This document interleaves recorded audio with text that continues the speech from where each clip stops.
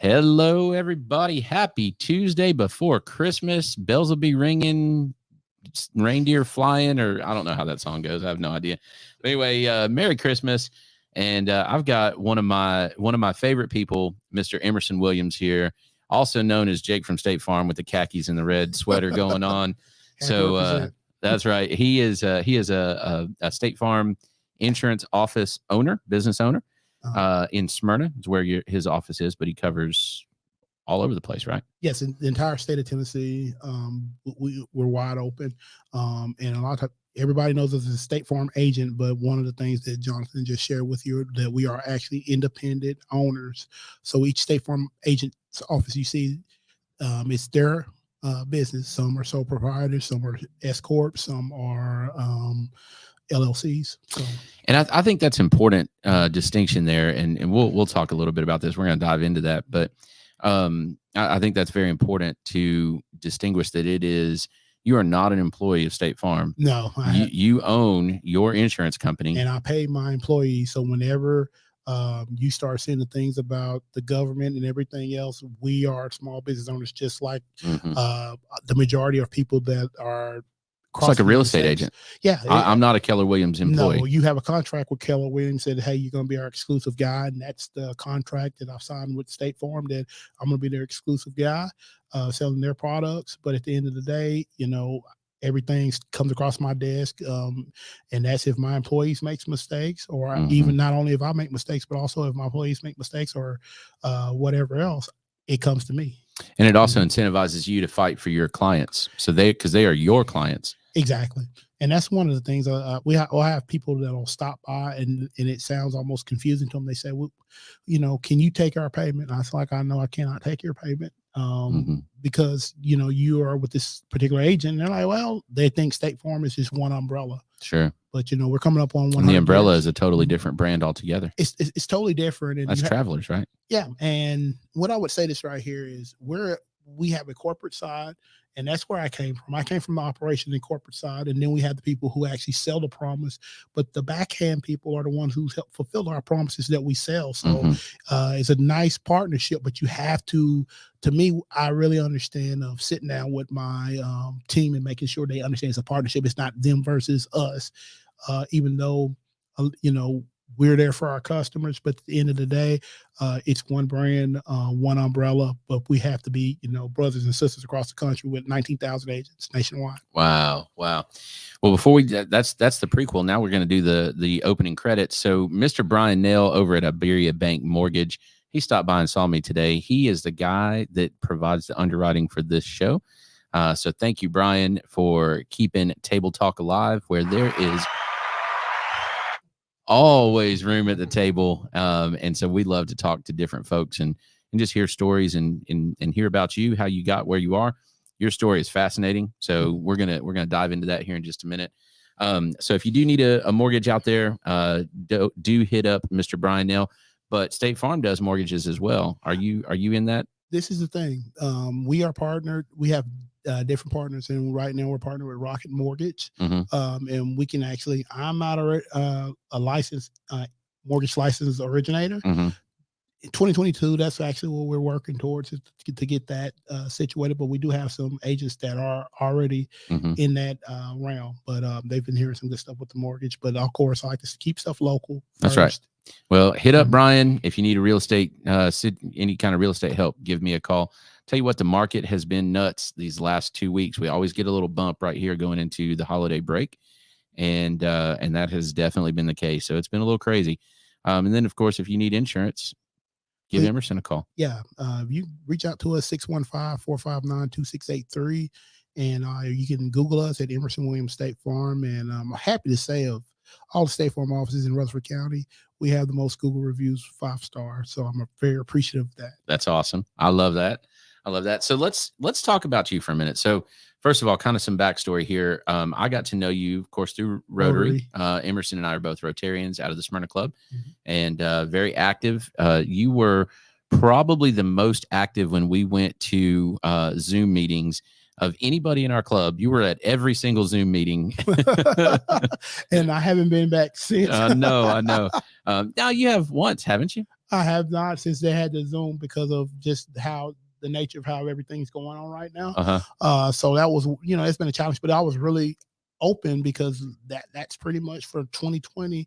And Jonathan knows that basically I ran my office, and also had my son with me from first grade, from kindergarten all the way through his entire first grade, was spending in my office. Yeah. And we run the office, State Farm, and my team was awesome because they let a first grader, and that's tough.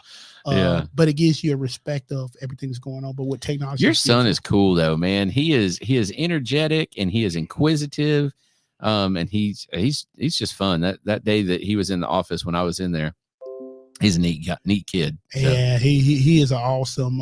And he has a lot of me, and it has a a little bit of his mom in him, but he has a lot of me. All the good parts. Well, over there, right? Well, the good parts of the detail and understanding that, but paired with my gift of gab, yeah, he's something else. But I'm very proud of him. I got a very good story about him last week. He saw somebody at school, one of the educational assistants, and she had did something, had a boot on, and he went and prayed for her. Oh wow! And to me, but that's him.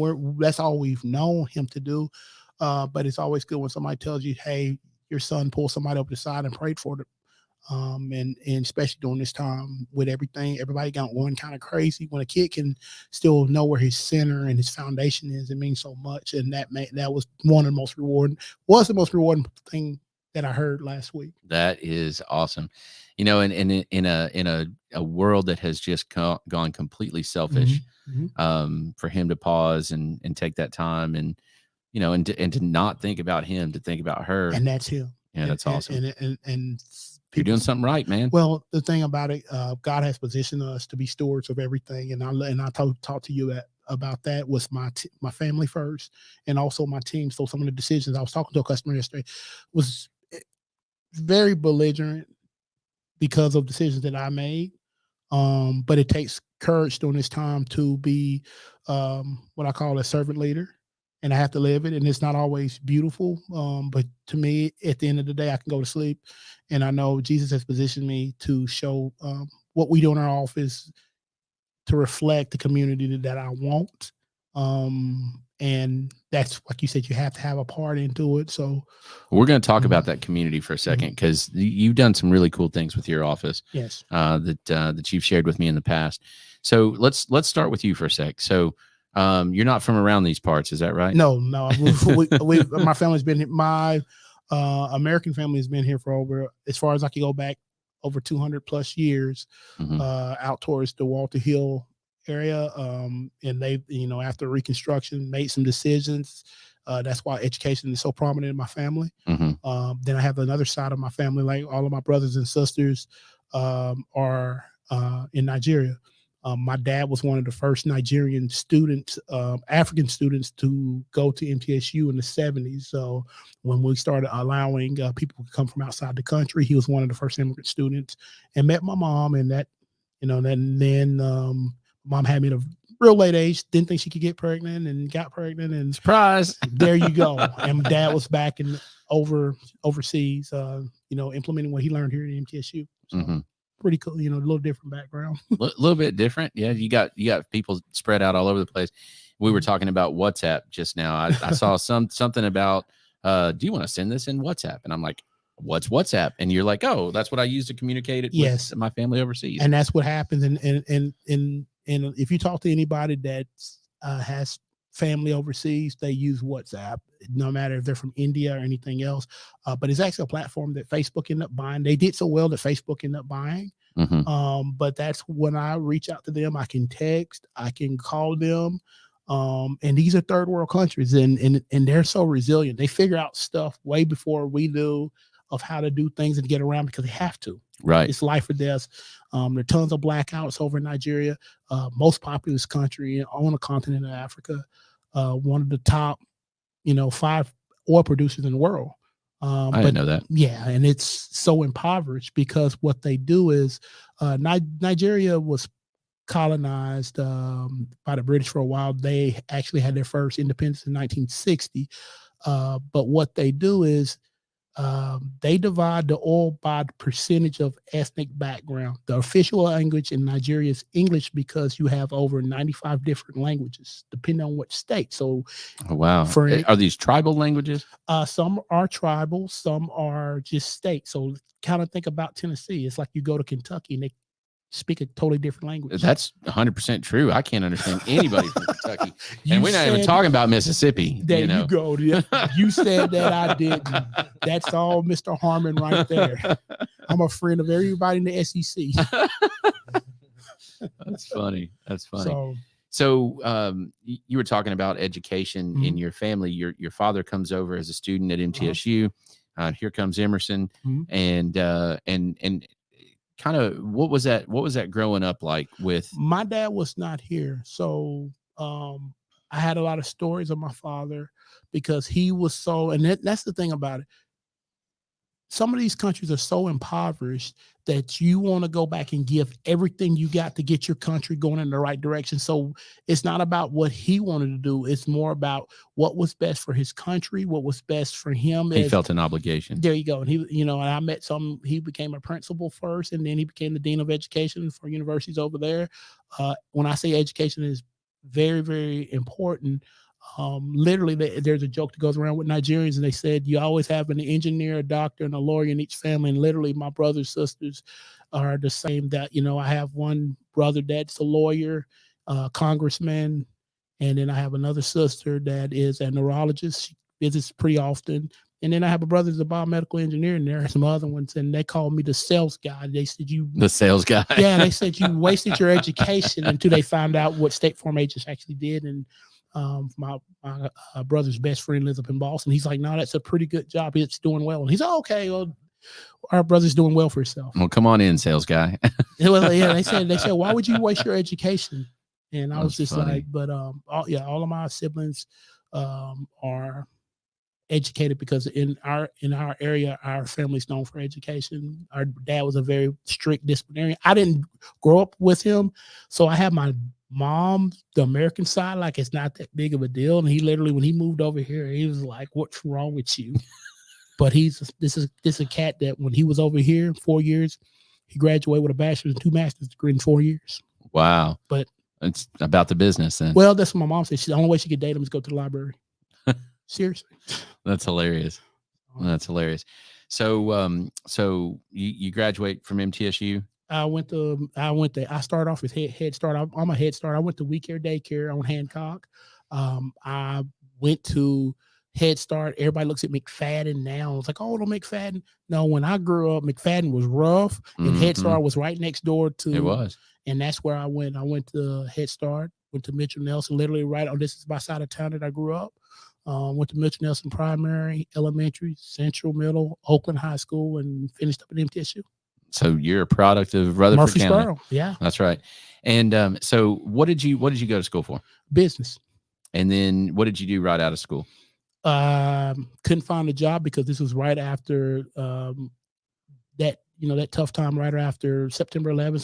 So that early recession that we were going into. Couldn't find a job for a year and a half, so I substitute all over Rutherford County. Oh, well, I actually loved it. Bless your heart. Well, I loved it. I just didn't like how the system was set up because you had some cool kids there who wanted more, but I did not understand how the system was set up. And even with the schools that their hands are tied, it's more about keeping from being sued. That's true. And then it's more about everybody's looking out for what's best for them and their benefits, and then the students. So where my folks are from, my dad's people, education is the number one. Your highest paid people are your doctors, scientists, and educators. Is on the same level as just being a doctor. Same level as being that's a respected job. Like that's like if you're gonna go somewhere. That's why he came over here. He came over here to become an educator. Isn't that something? We talk about, of course, we do the Teacher of the Month thing with the J. Harmon Home Team, and the lip service, the what is said is teachers are respected. It's hard, and it's all of this, and we look up for our teachers, and take care of teachers, but then we don't really back that up, do we? As a culture. Well, this is the thing. And I thought it was really interesting, Jonathan. And I said, I have a 90-year-old aunt that's still living. She was one of the earliest educators. So I had got her perspective of segregation, integration, post-integration. And it was amazing. The number one thing is poverty. And she said when she was taught, as they were sharecroppers, because my grandfather made a statement that he did not want, this was the last generation that was going to be on the field. He just put his foot down, and so she was the oldest child, and he said, you're going to school. And she said, that's how we got out of poverty. In retrospect, or just a parallel of that, my father was told the same thing overseas. This is how you get out of poverty. It's education. So it's not just for you, but this is for your generations. And my aunt, I'm happy to say, sent her first degree in 1957 from Tennessee State. It wasn't Tennessee State at the time. We have over 75 degrees in our family. From being a sharecropper.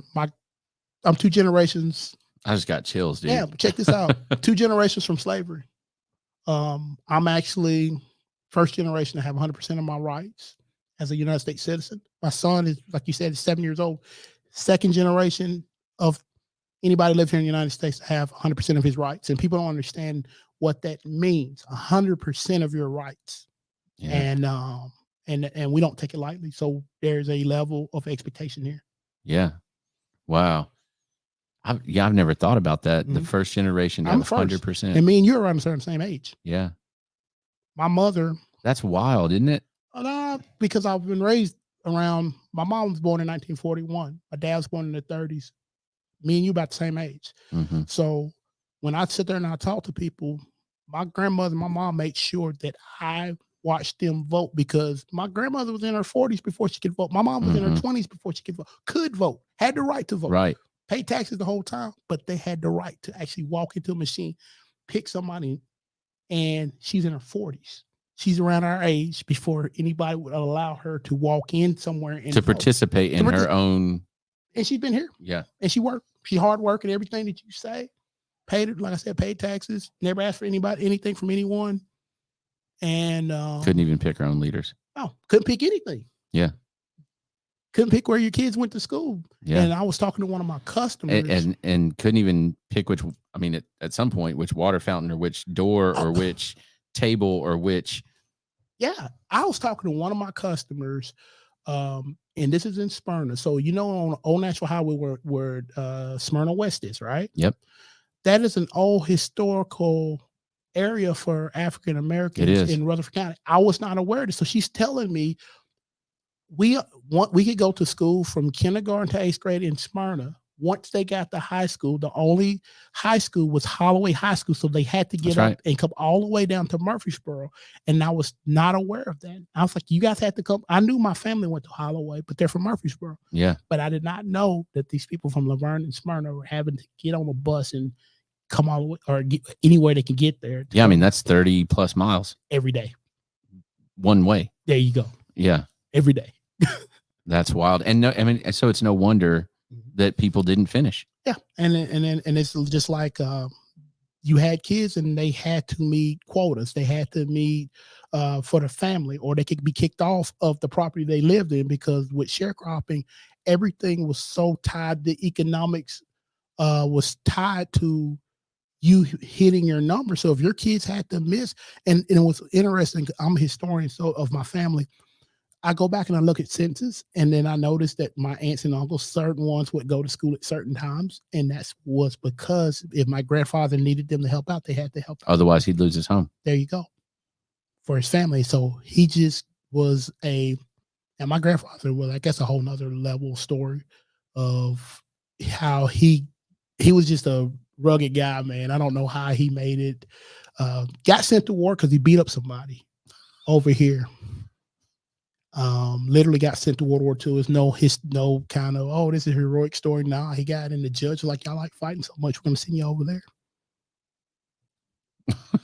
Yeah, so he talk about a cruel and unusual punishment in a way, Well, this is the thing. We're big people in my family, his health was so bad they kicked him back out after he went through boot camp. So he made it, and the other guy had to go, and he died over there, which is crazy. That is crazy, man. Well, let's talk about your office for a second, Yes. because this was something you and I've talked about a couple of different times, and I think this is really cool. One of my things has been for several years now is that it's important to be purposeful about what you do. Definitely. And especially when you're building a business. And you took that purposeful intentionality in your office and building your business to a different level. And there's going to be some people that listen to this and hear this, and they're going to look at this negatively. Okay. Cause they're going to think, anyway, I don't even want to put words in their mouth. No, it's fair. But my thing is, I want you to tell us lay it out there first, and then let's talk about the why. Okay. And you tell me what you I'm talking about the composition of your office staff. Okay. From day one, I knew exactly when I went into business. I had in my mind for 9 years, because it took me that long to get to the point where I was a business owner, exactly what I wanted my business to look like. And for almost 10 years, I was a sales trainer for State Farm. So, and I was a financial service guy, but I'm a old country guy. So I make stuff sound really easy, like the Zig Ziglars and everything else. And they love the Southern accent and all that other stuff. Sure. And they figure if this big fat guy country guy can say stuff and he can get it, I can sell it, and that's just pretty much what it was. And I understood it. So I went around the country, and God had positioned me to be around 40 out of 50 states. I worked in 42. I worked in Canada, and I saw a lot of different spaces. Not most people that are in State Farm don't get to see that much. They only get to see what's around them. And so that becomes their reality. As I went there, I saw a makeup of God's great planet and what I figure heaven's going to look like. It looked like and sound like everything that you could possibly think about. And it was a beauty in it. And everybody had smiles. It's just different last name, different accents, no matter where you were. And being a child of an immigrant and seeing how my father was treated when he got over here, highly educated, but people treated him like he was not a smart guy. And they would look at him, make a decision, and he heard his accent, and they're like, "Oh, this guy don't know anything," or whatever. And he's like, "I tell you, this guy's extremely smart." I saw how my dad would have to run down and have to go get his green card and everything to Memphis. They tell you, "Hey, you got to go do this right now." So I had an understanding, a perspective. Also, as a child of somebody who grew up in segregation, I had that perspective as well. Me growing up the way I did, I grew up here in Murfreesboro over in Oakland. So I had a lot of different friends, everything. And we just hung out and we were just cool with each other. And then I found out everything's not like that as I got older. So my office is made up of just like what I come from. I have people from every shade, every accent. And when I say that, I share my background, but I have another, one of my team members is from Laos. Oh, she's not from Laos, but her parents are from Laos. She's first generation. Have another team member. She's half Caucasian, half Asian and Thai and Vietnamese. Have another one who just got here a couple years ago, actually 2 years this month, from Venezuela. I have another team member, my first hire, immigrated here from Puerto Rico at 4, and that's my team. And so people see, and when we talk about diversity, and I know when people get into diversity, and one of the things I challenge you to be open to everybody's perspectives being different from yours, but take it positive and look at it like Jesus Christ would look at it. Be open to it. And when I say it's diversity of thought, that's right. And diversity of thought means there's a term when I was in business school called groupthink. Me and Jonathan are Rotarians, so we similarly and we're business people, so we have very similar beliefs and core values. But what that prevents us from seeing is blind spots. But what of people who are not Rotarians? They're still good people, but we don't know because we're Rotarians. So everything that we make, right, applying the 4-way test or what have you. Exactly. So what you had explained to me is that you look at the community that you're serving. There you go. And you say, okay, this community is X% of this, X% of and this, X% of this. my office needs should to reflect that. Should reflect that. Because if people come in from that different background, they can feel at home. They feel like you want it. And what you'll find out, there's a connection. And we studied this in international business. I did it as an undergraduate, and I did it during my MBA program. International business, and it's pretty cool to see when you actually see it. When people sit down to meet, like I have some of my Spanish speakers, in their culture, it's very important to sit down before they do business with you. They may just sit down for 2 hours and they're filling each other out and they're getting to know each other. And then they decide to do business, or they'll take one piece of business, says, hey, I'm here to translate for Jonathan. Here goes renter's policy. We just want a renter's policy. Yeah. And as you start talking to them and you see that there's focus on you, energy, they say, you know what, nobody ever sat down, because they're not just a policy or a number. They understand that that they matter, because we want to educate everybody. Because I always have a saying that you should know what's in your grocery bag. Because if you were at Walmart or Publix and somebody gave you a grocery bag and said, shit, Jonathan, man, this is, $300. Here you go. Best deal ever. You're like, okay, are you going to take the bag? Not unless I know what's in it. You might be allergic to something in the bag. So is it a good deal now? Right. If it was $1, is it a good deal? Right. Doesn't matter. Not if it kills you. There you go. and that's how I look at it. Yeah. So education is so important. So that's the first thing we do. We sit down and make people feel at home, and we care about them. Well, and what I like about that is, some people think that purposeful diversity is just diversity for diversity's sake, and that there's some nebulous quota system somewhere that you're trying to meet. But again, it's back to that diversity of thought, diversity of background, experiences. That's it right there. And so, you went out there and you said, okay, look, we've got a huge underserved population in the town of Smyrna that speaks Spanish. Exactly. And it's not that they couldn't make it and accomplish what they need to accomplish through an English speaking person, but the comfort level. And insurance is all about the comfort level and peace of mind. It's not just insurance. It's anything that's new that you're unaware of. And this is the way I always want to break it down to you. When I told you Nigeria, what's the official language of Nigeria? You said English. Okay. How many people speak English? This is the thing. I speak English, right? Mm-hmm. My brothers and sisters think I'm crazy because guess what? They don't understand my culture, and I don't understand their culture. Right. Because I grew up over here. All right. They are like, it doesn't make sense to them. So we understand language, but you can speak Spanish, but that doesn't mean you don't understand the nuances. That's right. And that's what we find out. There are certain words that don't translate well in Spanish, like it maybe in Puerto Rico, it means one thing, in Colombia it means another thing, and that's the stuff that we find out. And Mexico and Spain are totally different. I had a customer from Spain, and there were certain things and ways he pronounced stuff. I had another team member who used to work for me. He was half Irish, half Mexican, grew up on the border of Texas and Mexico, raised in Iowa, looks just like you. Swear to God, bald-headed, like you would not know. He's handsome. Hey, catch people off guard. And our Spanish speakers were looking like, okay, how does he know how to speak Spanish? And that was his background. But the guy in Spain, he couldn't understand him because he said there were certain ways he pronounced things that he did not understand. Just like in Puerto Rico, you have New York Puerto Ricans, and you have people that are deep from the islands that it's almost like us trying to understand Scottish English. Swamp people. Yes. Well, Scottish English, or some of the, I get that. That's pretty awesome. Well, I love that. And, you and I talked about that in the context of, our Rotary Club, for example. Yes. I would like to be more purposeful about getting folks to join our Rotary Club that more accurately reflects the community that we serve. But you know what? And when we had our fish fry, people would come to me and talk to me. I never told you about this. They would come and talk to me and ask questions.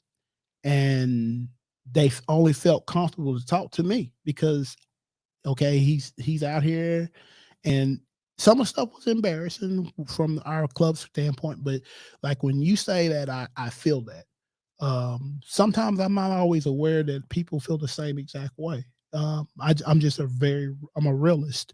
But I understand the way you look at it. You look at the way I am. In what our censuses are telling us, in 2035, in Nashville, there's going to be basically 1/3 of everybody. Everybody's going to be broken down, and we're going to have to learn to work with each other, even though we don't see that. So that's when I did my business plan and I did this digging. That's what I saw.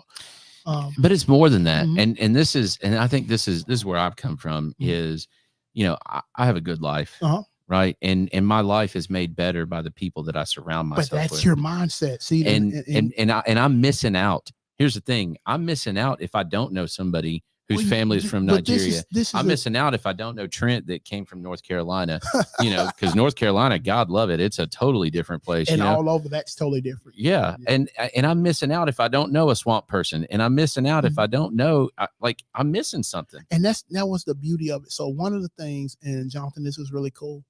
My team would start bringing me presents for Christmas, and they give us their backgrounds of how they celebrate certain things. Yeah. So the presents reflect their background. Yeah. And even though, like the young lady from Venezuela, she told me, she says, in Venezuela, she says, we celebrate Christmas on Christmas Eve. Like how we celebrate Christmas Day, they do it on Christmas Eve late at night. Well, and it's pretty cool. I bring the Interact kids from Smyrna High School to Rotary Club. Yes. And one of the children that I brought is of Karen descent. And that's a whole nother community. That's a totally different first policy from Myanmar, right? Yeah, in Myanmar. And this is the thing about a lot of Christians don't understand. These are the persecuted Christians that we read about and hear. These people are dying literally right now because they say they love Jesus, and sometimes people are not aware of these people around, and they prejudge them. They look at them and make a conversation. They celebrate Christmas in February, though. Did you know that? Never heard that. I didn't either. I learned that last week. Most people don't even know who the Karen people are.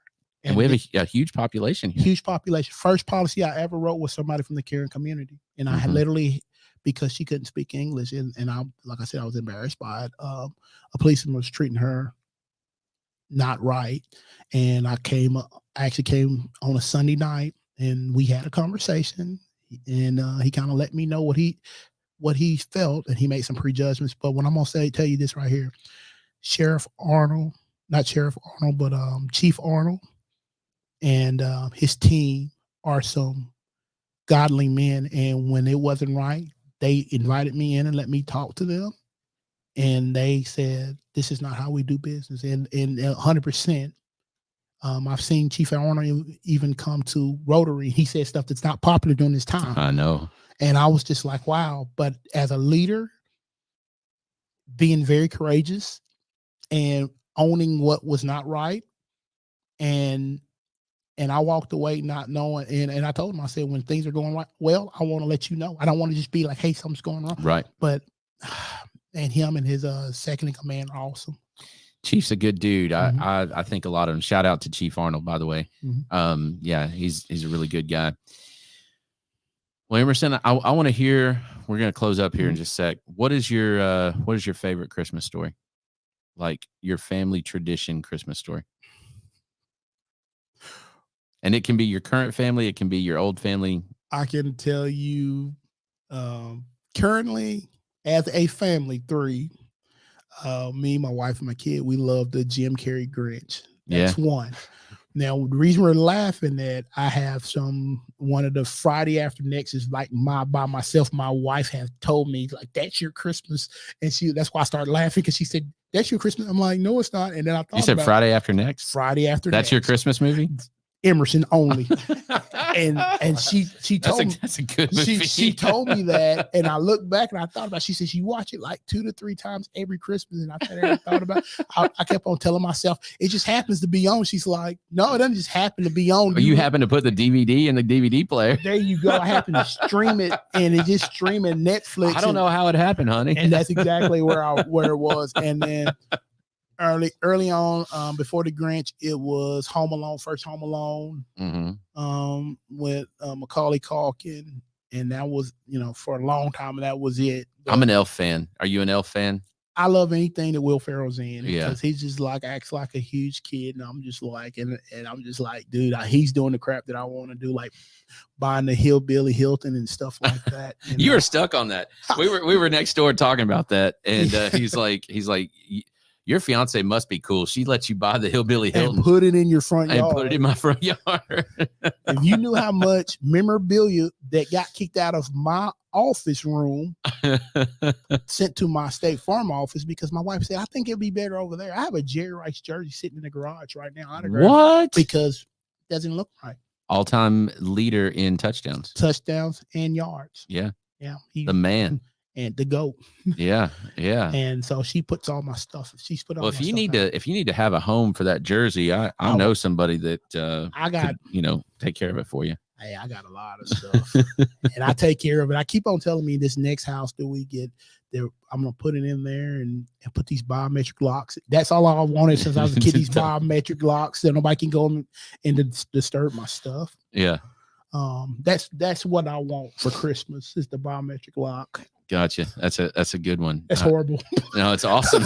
I get it. I totally get it. For me, it's keeping my kids out. But anyway. Well, that's what my son like, and he just he's starting to understand because he's gotten into sports and watching Bo Jackson. Because I got him stuck treading in the 80s, and I got him thinking the 80s and the 90s are the coolest things ever. So there's nothing wrong with that, and there's nothing wrong with Bo Jackson either. So he was talking about, man, Bo's good. I said, back in the office, I got that.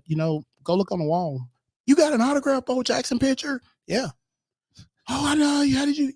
Hey, know somebody. That's the man. That's how. And he never realized that, man. It was hilarious, man. So my wife's mad at that because we watched our Rocky last night, Rocky 3, because Mr. T is the toughest guy that ever lived. That's right. And so he's hooked on Karate Kid, and I have him thinking Top Gun and everything else is the best thing ever. And Mr. T is the toughest guy in the world. You are doing it right, my friend. And that's doing it right. Look, he's parenting right here. 7-year-old with Mr. T wearing Mr. T t-shirts. Do you have the gold? Do you have him a starter set yet? Look at this.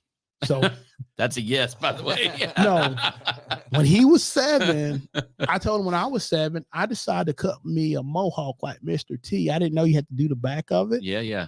And I almost got killed by my mom. I had to change and everything. And I got like, man, she about killed me because I didn't know you had to do anything to the back. It only looked cool up front. Oh no, you got to go all the way, man. Well, I'm 7, man. I just knew how to make it look like that, and I literally got killed for that, man. But my aunts laughed so hard. My mom was so mad. My aunt said, "Here's the money. Go get the haircut." But I got. Did she let you keep the mohawk, or was it all gone? No mohawk. But I do have my Mr. T Galoop pull string that I just got off of eBay maybe 2 years ago. So I have that high to where he can't touch it. That's good. Yeah. That's good. B.A. Baracus. That's right. Yes, indeed. That's cool. That's a good tradition. I like that. Friday after next is Emerson's holiday tradition. Only mine. My wife's like, and I just didn't realize that. She said, you watch it like 2 or 3 times. She's like, no, I don't. I'm like, oh, I guess I do. I think you're just getting caught up because you don't have time any other time of the year.